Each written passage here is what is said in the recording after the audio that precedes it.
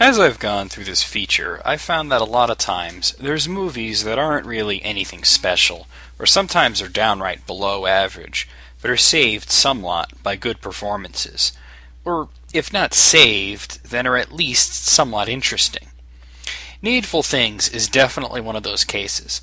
The movie itself is fairly wretched, but it's definitely worth seeing for the performances from Ed Harris and Max von Sydow. The plot pretty much is a condensed version of the book. The book is the last story taking place in one of Stephen King's favorite towns to write about, the fictional town of Castle Rock, Maine.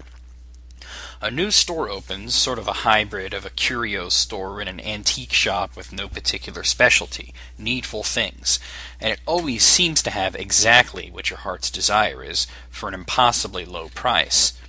The twist is, of course, that the owner of the store, Leland Gaunt, is quite literally the devil, and as you bargain with him to get what you want, the most, for only a pittance and the promise of playing a seemingly harmless prank on someone, what you're really selling is your soul, as Gaunt uses these pranks to escalate already existing tensions between various inhabitants of the town, which leads to shouting matches, threats, fights, and eventually full-on murder and mayhem, accumulating in the destruction of the town both figuratively and literally.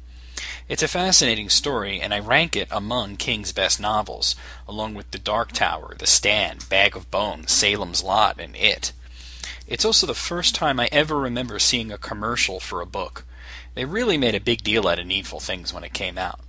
The movie is, of course, heavily condensed, with a much smaller cast. For example, one of the best characters in the book, Ace Merrill, is completely written out of the plot. Well, at least he was in Stand By Me, right? To make matters worse, the film decidedly pulls a lot of punches in some cases, but in other cases it makes things a whole lot worse. One example is where Gaunt coaxes a drunkard to kill a dog, which leads to the owner and another woman who had already been feuding into killing each other.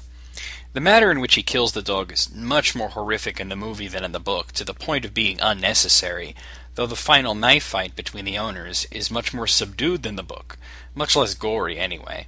Another example is how in the book, one character commits suicide with a shotgun, but in the movie he uses a handgun and survives the attempt, though the character is never seen again, so why bother changing it? On the other hand, some of the other shootings that take place are quite graphic and visceral. It's almost as if the filmmakers couldn't decide how jarring they wanted the film to be. The book is, of course, quite long, and gives you a really good look at how the society of Castle Rock crumbles, subtly through Gaunt's machinations. But in the film, they had to rush through it. It's almost hard to believe they were reduced to cold-blooded murder so quickly. It seems to me that this would have been an excellent candidate for a mini-series rather than a theatrical release. There are things that they got right, however. Some of the characters like Nettie Cobb and Wilma Jerzik are spot on, and Ed Harris puts on a great performance as Sheriff Pangborn, eclipsing the guy from The Dark Half easily. And of course Max von Sydow as the devil? Yes, please.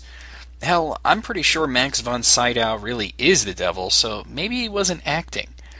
I was convinced this guy would play the Nazi war criminal and apt pupil, though I guess Ian McKellen is not exactly a downgrade there.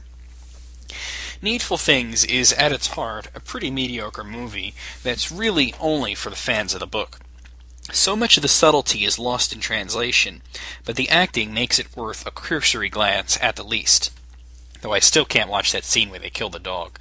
That was just fucking brutal. I'm feeling generous. I guess I'm in a good mood since I'm nearing the end of this feature, so I'll say 6 out of 10 for Needful Things.